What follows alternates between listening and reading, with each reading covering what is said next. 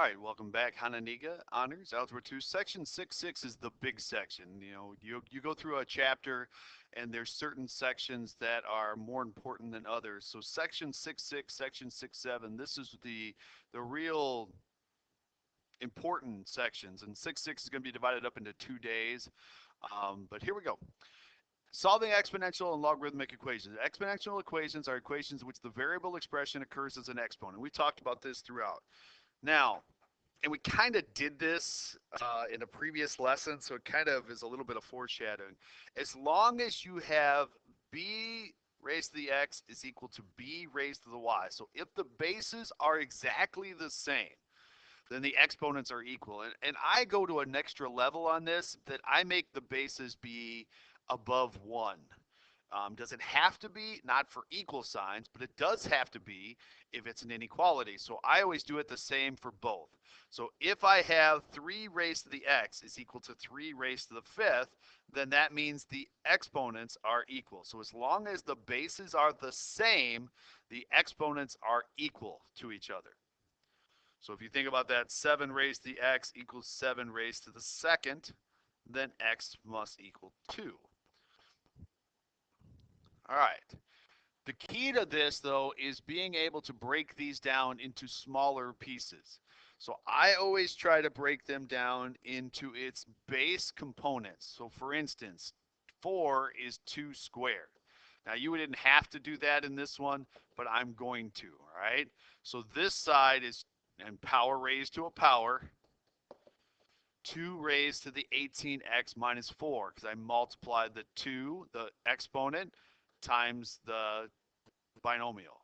Now, 256, and I'm going to do this off to the side, and then I'm going to 2 times 128, 2 times 64, 2 times 32, 2 times 16, 2 times 8, 2 times 4, 2 times 2. 1, 2, 3, 4, 5, 6, 7, 8 2's. Well, now that the bases are the same, 2 raised to the 18x minus 4 is equal to 2 raised to the 8th. Once the bases are equal, the exponents must be equal. And so add 4 and divide by 18. So x would be equal to 2/3. Breaking it down into its smaller components. Now, technically speaking, don't write this down, but watch, I could have done this because 256 is actually 4 to the 4th. I could have still gotten the same answer.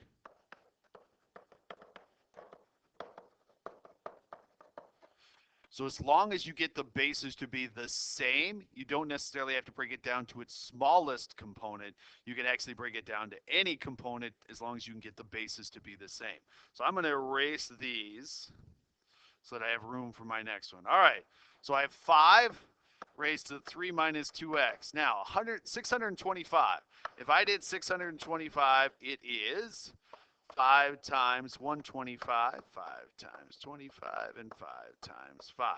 So this is 1 over 5 to the 4th. Now, anytime you have a 1 over, it's technically the same thing to the negative exponent. So 1 over 5 to the 4th is actually 5 to the negative 4th. Because remember, negative exponents mean reciprocal. So now I have the bases to be the same.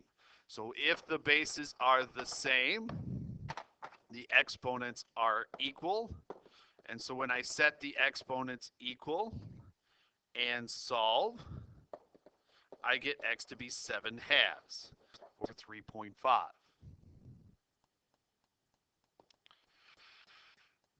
Bases to be the same. So I'm going to change. You cannot square one side. You're allowed to break it down into a smaller component, but you're not allowed to like just square one side or the other. So I changed 9 into 3 squared. Now, exponent to an exponent, I would need to multiply the exponents. So 2 times 2x minus 1. And now the bases are the same. Once the bases are the same, the exponents are then equal. And once the exponents are equal, I can solve. Again, you are not allowed to go up, you're allowed to go down. 81 is 9 squared, which makes 9 to the 2x then. 1/9 is 9 to the negative first. So now I get 9 to the negative x minus 3. As long as you can get the bases to be the same, now all you have to do is set the exponents equal and solve the resulting equation. This one could have been done in another way. So again, I wouldn't write this down, I would just watch. 81 is actually also 3 to the 4th. And 1/9 would then be 3 to the negative second. So now 3 to the 4x would equal 3 to the negative 2x minus 6. And I would still get the same answer, because as long as I can get the bases to be the same, I will get the same answer when I set the exponents equal to each other. So the key to this is you always have to go down, break it down into a smaller component. You can never go up. Like you're not allowed to square one side or multiply one side by a number. That's not allowed.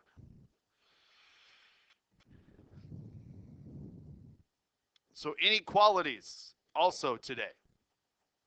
And again, the base has to be greater than 1 in order for this to be true. On your homework assignment tonight, there's going to be I'll say a food for thought question, or a little more challenging question about what happens if the b's are not greater than 1. So as long as the b value, the bases are the same, the inequality symbol works. So if b raised to the x is greater than b raised to the y, then x must be greater than y. So if b raised to the x is less than b to the y, then x must be less than y. So again, as long as we can get the bases to be the same, so 3 raised to 2x minus 1 is greater than or equal to, now 243. Some of you may or may not know what 243 breaks down into being, but it is 3 to the 5th power. And if you need to, do a factor tree for 243. Once the bases are the same, the exponents now have the same symbol as what's in between. So I solve. So in this case, 2x minus 1 is greater than or equal to 6. And I solve. I get x to be greater than or equal to 3. So 2 raised to the x plus 2 is less than 32 is 2 to the 5th. And so because it's 1 over 2 to the 5th, it's 2 to the negative 5th. So again, changing it so that the bases are the same. Once the bases are the same, then you write an inequality for the exponents. And in this case, x is less than negative 7. So as long as you pick a value less than negative 7, it would work in this particular inequality. I can't stress this enough. You can't go up, but you can go down. So 64 is 4 to the 3rd. Because you have an exponent and an exponent, I can multiply the two exponents together. Once you get the bases to be the same, now the exponents create an inequality. Now I'm going to do it this way just because I'm going to subtract the 6x. I'm going to get a negative just because inequality rules still apply.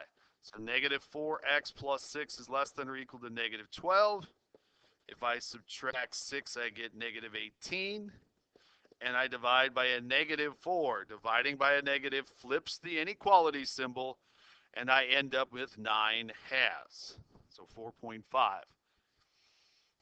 You must get the bases to be the same before you can solve. So getting 32, remember you're allowed to break things down, 32 is 2 to the 5th power. Exponent to an exponent, I would multiply the exponent. So this has to be multiplied to the x minus 2. Once the bases are the same, now it's about solving. So I subtracted 5x from both sides and solved the inequality.